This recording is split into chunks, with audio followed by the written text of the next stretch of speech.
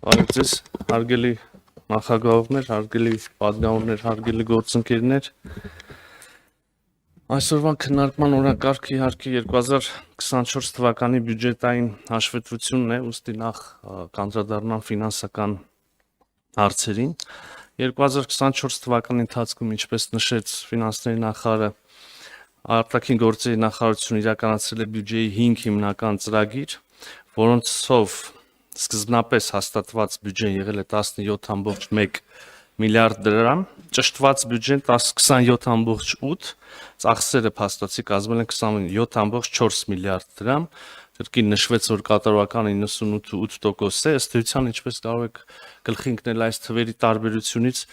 ճշտված բյուջեն ավելացել է 10.7 միլիարդ դրամով, այս տարբերությունը պայմանավորված է եղել հիմնականում մեկ գործոնով,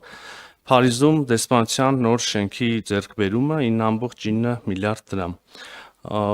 Բոլորը տեսել եք այդ շենքը, կարծում եմ, վարչապետի Ֆրանսիա այցի ժամանակ նաև առիթ եղավ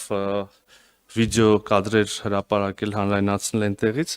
Ուզում եմ այս առիթը օգտագործել խոսել դեսպանությունների շենքերի մասին։ Կհիշեք, որ նախորդ տարի, այսինքն հաշվետու տարի 24-ի նախորդը 2023-ին մենք շենք ենք ձեռք բերել նաև Միացյալ Թագավորությունում, Լոնդոնում։ Չմոռանաք հավանել տեսանյութը եւ բաժանորդագրվել Civic AM-ի YouTube-յան էջին։